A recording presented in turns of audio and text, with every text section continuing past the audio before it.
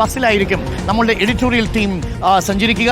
അതുകൊണ്ട് തന്നെ ഇന്ന് സഞ്ചരിക്കുന്ന ഫ്ലോറായി മാറുകയാണ് റിപ്പോർട്ടറിൻ്റെ ഈ എഡിറ്റോറിയൽ ടീം സഞ്ചരിക്കുന്ന വാഹനം. ആ വാഹനം ഞാനിത് പരിചയപ്പെടുത്താം. നമ്മളുടെ എക്സിക്യൂട്ടീവ് എഡിറ്റർ, കോർഡിനേറ്റിംഗ് എഡിറ്റർ, ഒപ്പം ഓൺലൈൻ ഹെഡ് ഉണ്ണി ബാലകൃഷ്ണൻ, ഇവരെല്ലാവരും എത്തിച്ചേർന്നിട്ടുണ്ട്. നമുക്ക് എല്ലാവരെയും സ്വാഗതം ചെയ്യാം. Welcome to Palakkad.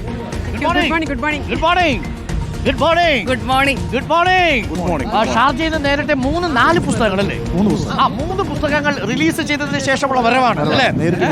ഷാർജയിൽ നിന്ന് ഉറങ്ങാൻ പറ്റിയോ? ഇല്ല, ഫ്ലൈറ്റ് വളരെ ഡിലേഡ് ആയി. പിന്നെ രാവിലെ കൊച്ചിയിലെത്തി 1 മണിക്കൂർ വീട്ടിൽ ചെലവഴിച്ച് നേരെ ഇങ്ങോട്ട് വരിക. വളരെ പെട്ടെന്ന് വന്നു. പാലക്കാട് തുടുപ്പുറിയാൻ ഉണ്ണി ബാലകൃഷ്ണൻ, സുജയ പാർവതി, ഒപ്പം സ്മൃതി പരുത്തിക്കാട്. അപ്പൊ നമ്മുടെ യാത്ര ആരംഭിക്കുന്നു. ഇതാണ് ഇനി നമ്മൾ യാത്ര ചെയ്യാൻ പോകുന്ന ബസ്.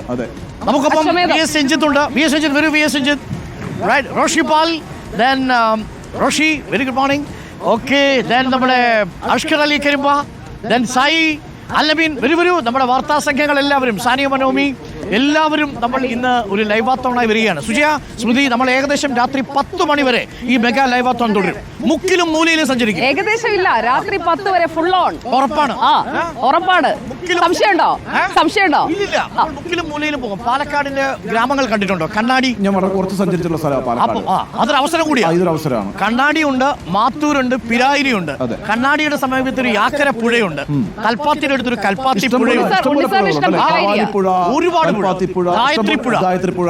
ആ പേരുകളിലെല്ലാം നല്ല മനോഹരമായ പേരുവാണ്. ഗായത്രി, ഭവാനി അല്ലേ? അതിൽ പ്രത്യേക ഒരു താല്പര്യം നമുക്ക് എല്ലാവർക്കും ഉണ്ടാവില്ല. കാരണം മനോഹരമായ പേരായതുകൊണ്ട് മാത്രം. അതെ, ഗായത്രി ഭവാനിയിലും. അപ്പോൾ പൊളിറ്റിക്കലായ ഈ പാലക്കാടിന്റെ രാഷ്ട്രീയ സ്പന്ദനം പ്രേക്ഷകരിലേക്ക് എത്തിക്കാൻ വേണ്ടിയുള്ള നമ്മുടെ യാത്രയാണ്. നമ്മുടെ ടൂർ ഓപ്പറേറ്റർ റോഷിപാലും ഇക്ബാലും ആയിരിക്കും. കാരണം ഇവരാണ് ഈ റൂട്ട് നിശ്ചയിച്ചിരിക്കുന്നത്. ഇക്ബാൽ, ഏത് വഴിയിലൂടെയാണ് നമ്മൾ സഞ്ചരിച്ചു തുടങ്ങുക? നമുക്ക് ആദ്യം കോട്ടയം നിന്ന് നേരെ കണ്ണാടിയിലേക്ക്. നമുക്ക് കോട്ടയം നിന്ന് ഇറങ്ങി കണ്ണാടി ഭാഗത്ത്. പക്ഷെ അതിനിടയിൽ ദീപക് മലയമ്മ, BJP സംസ്ഥാന അധ്യക്ഷൻ K. സുരേന്ദ്രൻ സംപർക്കത്തിനിടയിൽ നമുക്കൊപ്പം ചേരാന്ന് പറയുന്നുണ്ട്. ഈ നേതാക്കളൊക്കെ പലയിടങ്ങളിൽ അവസാനവട്ടം വോട്ടുറപ്പിക്കാനുള്ള തിരക്കാണല്ലോ. അപ്പൊ അവർ എവിടെയാണോ നമ്മളെ സമ്പർക്കം ചെയ്യാൻ വരുമോ? അത് അങ്ങനെയാണ്, നമുക്ക് വോട്ടില്ലല്ലോ അല്ലേ? അതെ, അല്ല, നമുക്ക് ഒരാൾക്ക് വോട്ടുണ്ടോ? അതെ, വോട്ടുണ്ട്. ഒരു വോട്ടറുണ്ട് ഇവിടെ, ഒരു വോട്ടറുണ്ട്. അതാണ് സംശയമുണ്ട്. കൂട്ടത്തിലുള്ളവരെ ഇങ്ങനെ സംശയിക്കരുത്. സാറേ, വേറൊരാളുണ്ട്, നമ്മുടെ സരീൻ, LDF സ്ഥാനാർത്ഥി സാനിയോ പറയുന്നു, വിളിച്ച് നമ്മളെ കാത്തിരിക്കുകയാണെന്ന് യാക്കര പാലത്തിനടുത്ത്. മാത്രമല്ല ഷാഫി ഉണ്ട്, പിരായിരിയിൽ ഷാഫി പറമ്പിലുണ്ട്, അവിടെ സമ്പർക്കമാണ് നമ്മളെ. അതെ, പിരായിരിയിൽ ഷാഫി പറമ്പിൽ നമ്മളെ കാത്തിരിക്കുന്നു. അപ്പോൾ എല്ലാ രാഷ്ട്രീയ നേതാക്കളുടെയും അടുത്തൂടെ നമ്മുടെ ഇലക്ഷൻ ബസ് സഞ്ചരിക്കും. ഇലക്ഷന്റെ ടൂർ ഓപ്പറേറ്റർ റോഷിയും ഇക്ബാലും ഒക്കെയാണ്. VS രഞ്ജിത്തും അഷ്കറും സായിയും അല്ലബീനും ഒക്കെ, മനോമിയും ദീപക്കും ഒക്കെ പ്രേക്ഷകർക്കൊപ്പം ചേരുകയും ചെയ്യും. അപ്പോൾ നമുക്ക് യാത്ര തുടങ്ങിയാലോ? അപ്പം പിരായിരി, കണ്ണാടി, മാത്തൂര്, 3 പഞ്ചായത്തുകൾ അല്ലേ? 3 പഞ്ചായത്തുകളും പൊളിറ്റിക്കലി വളരെ ശക്തമായ പഞ്ചായത്തുകളാണ്. അതെന്താ, മുനിസിപ്പാലിറ്റിക്ക് ശക്തിയില്ല? അല്ലുണ്ട്, മുനിസിപ്പാലിറ്റിയും. പക്ഷെ എനിക്ക് തോന്നുന്നു ഈ പറയുന്ന പഞ്ചായത്തുകളാണ് ഈ പറയുന്ന വിജയപരാജയങ്ങൾ നിശ്ചയിക്കുന്നതിനകത്ത് വലിയ റോളുള്ളത് അല്ലെ? പിരായിരിയും കണ്ണാടിയും മാത്തൂരും. അപ്പൊ ആ 3 സ്ഥലങ്ങളിലേക്ക് നമ്മൾ യാത്ര ചെയ്യും. അവിടുത്തെ ആളുകളുമായിട്ട് കാണും. നേതാക്കളെ മാത്രമല്ല അല്ലെ, മറ്റെല്ലാ ആളുകളുമായിട്ട്. ടെൻഷൻ ഉണ്ടോ? എനിക്ക് ചെറിയ ടെൻഷൻ ഉണ്ട്. ഉണ്ണിസാറിന്റെ പ്രവചനം ആയിട്ടില്ല, സമയം.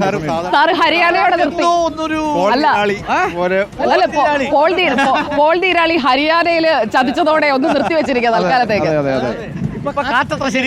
ശരിയല്ലാത്തതുകൊണ്ട് നമ്മൾ അങ്ങനെ പ്രവചനങ്ങളൊന്നുമില്ല.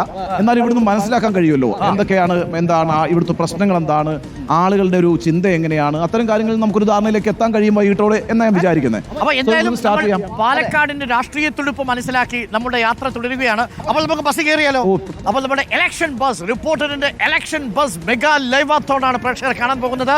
ഇനി 10 മണി വരെ റിപ്പോർട്ടറിന്റെ എഡിറ്റോറിയൽ സംഘത്തിനോടൊപ്പം നമ്മളുടെ ഘടാഘടിയന്മാരായിട്ടുള്ള റിപ്പോർട്ടർമാരും തത്സമയം ഉണ്ടാവും. അവരുടെ വാർത്തയും വിശകലനങ്ങളും ഒപ്പം ഓരോ സ്ഥലങ്ങളിൽ നിന്ന് സ്ഥാനാർത്ഥികളും നേതാക്കളും നമുക്കൊപ്പം ബസ്സിൽ കയറും അല്ലേ? അതെ, ബസ്സിലാണ് ഇനി അങ്ങോട്ടോളം. അതെ, ഇലക്ഷൻ ബസ്. നമ്മളാണ് ശരിക്കും ഇന്നൊരു കൊട്ടിക്കലാശത്തിന് തുടക്കം ഇടാൻ പോകുന്നത്. അതെ, അപ്പോൾ നമ്മൾ ഇന്ന് തുടങ്ങും. നാളെ പാർട്ടിക്കാർ ഏറ്റെടുക്കും. വിളി വന്നു തുടങ്ങിയിട്ടുണ്ട് പാലക്കാടിന്റെ പല ഭാഗത്തും. പാലക്കാടിന്റെ പല ഭാഗത്തുള്ള ആൾക്കാർ നമ്മളെ കാത്തിരിക്കേണ്ടത്.